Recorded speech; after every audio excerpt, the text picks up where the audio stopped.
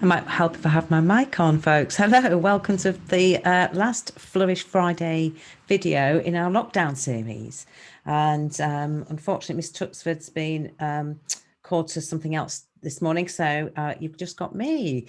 So I'm just trying to run through it. We've got a fairly short video today to end the series. I know everybody's really busy and getting prepared for Monday's return to school. So I won't keep you too long. Okay, so in Mr. Ward's assembly this week, he talked about spring, and he also talked about hard work, courage and curiosity, amongst other things. He was talking about vaccinations, and I thought it was really interesting that he used these words in particular, because I think at the moment everybody's been working really hard, students, staff, families, parents, carers, to really do as much as you can to keep yourselves well, to keep yourselves active, to keep yourselves learning throughout this whole massively long lockdown period. And I think that, you know, you really should be very proud of what you've achieved, what you've done, and how you've, you know, kept yourselves sane in this period. And it is going to take courage to come back to school. It is going to take courage, even if you're really excited and looking forward to being in the classroom, being back at Northease, being with your friends. You know, it's still going to feel really, you know, strange, and different people are going to have different levels of worries and anxieties and fears around it. Some might not have any at all and just be really keen to get into school. So I think, you know, just be brave, do what you can, and just don't forget to talk to somebody, an adult around you, you know, in your safe circle, if you're really struggling with something coming back. And I'm sure all of the school staff will do their very best to make it as easy a transition as possible for you. And so curiosity, you know, it's a great word. I love the word curiosity. I love what it means, you know, so I think you can use your curiosity when you return to school by, and I'm sure you will, by finding out from others what lockdown's been like for them and their family, what's been great, what's been not so great, what they've enjoyed, what they've hated, what they've really not liked at all, what they're struggling with, what they're looking forward to. And I think some people are going to have grown. It's been such a long time since people have been in school that people are bound to be taller. Some people's hair will be longer or a different colour. And I think, you know, everybody might look slightly different to how you remember them if you haven't been in touch with them. So yeah, use your curiosity and find out everything you can about each other and catch up. And so just to bring you into the British values aspect of the Flourish Fridays today. So last week we talked about the littlest finger there, individual liberty. And if you haven't had a chance yet, please go back and watch that video. Miss Tuxford gave some really interesting pointers and, you know, advice around being back in school and sort of how to manage the whole challenges that we've all facing around, you know, some of our individual freedoms in things like wearing masks and testing and all those things. So that's a really useful video from last Friday. And today we're looking at mutual respect.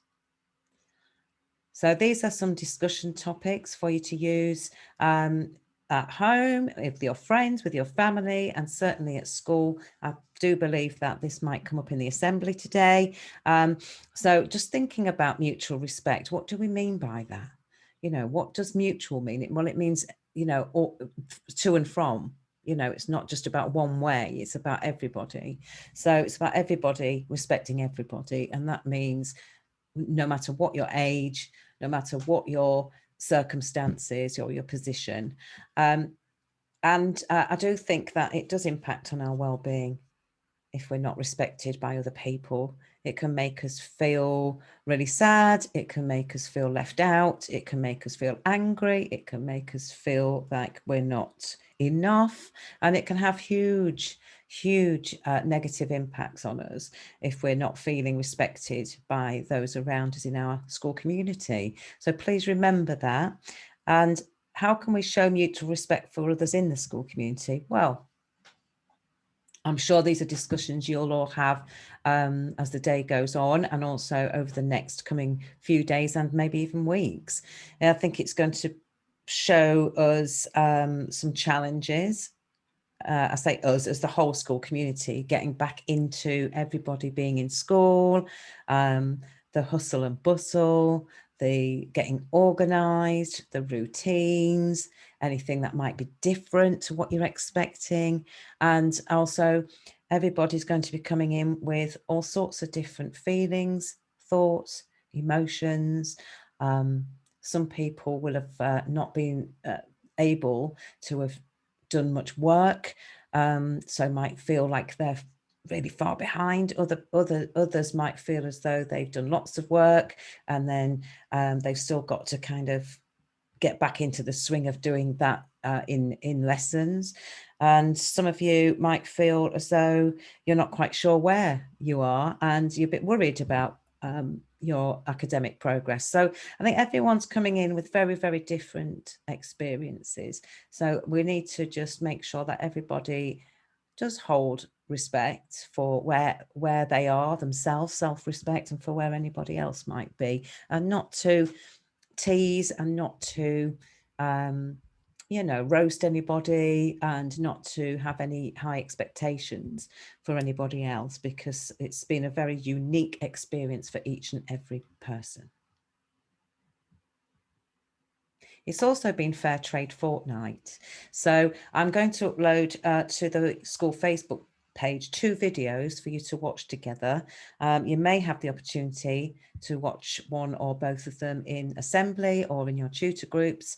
And I know that for some of you, you'll know a lot about fair trade, and some of you, it might be the first time that you're learning about it. So again, with that mutual respect, try to just not judge anybody else on their level of knowledge on fair trade. If you are wanting to know any more, there are some really, really good videos on YouTube, apart from the 2 I've posted. So feel free to have a nose around and use your curiosity. This one, My Fair Trade Adventure, I think was a really good starting point, whatever your level of knowledge is, because it's a really interesting video. And you can have some discussions around the table as well in your classrooms or in assembly about what is fair trade, and what countries are we talking about when we talk about fair trade products. Where do the products come from? What produce is it? How are farmers in the third world affected by climate change? So, there's lots of stuff going on around the country and around the world around climate and fair trade, and how you can get involved. So the second video is about how fair trade is tackling the climate crisis on YouTube, and that's really interesting as well.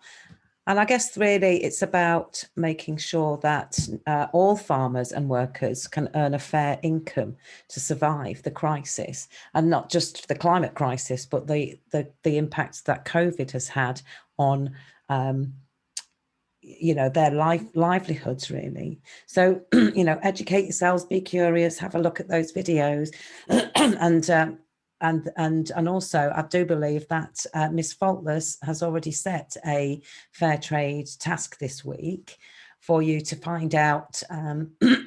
Sorry about my throat, but to find out about what produce are we talking about when we talk about fair trade produce. You've seen pictures of bananas, but what else? So do find out and see what you can discover.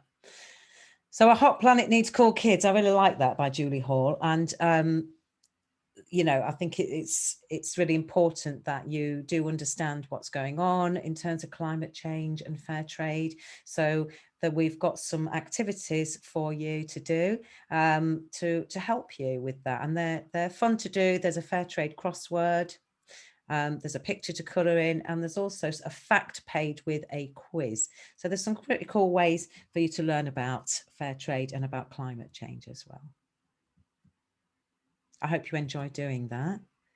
And that's all we've got this week, because you're going to be spending the rest of the time watching those 2 YouTube videos that I've posted up, and hopefully getting involved in some of those activities. And I'd just like to say thank you for getting involved over the last lockdown with Flourish Fridays and the videos that we've been posting. I hope you've enjoyed them. And if you haven't had a chance to watch them, they'll stay on the school website, and you can go, the school YouTube channel website, not the school website. And also there are links to watching them on the school Facebook page. So have a great week next week, everybody. And, good luck with your transition back into school. Stay safe and well. Take care. Bye-bye.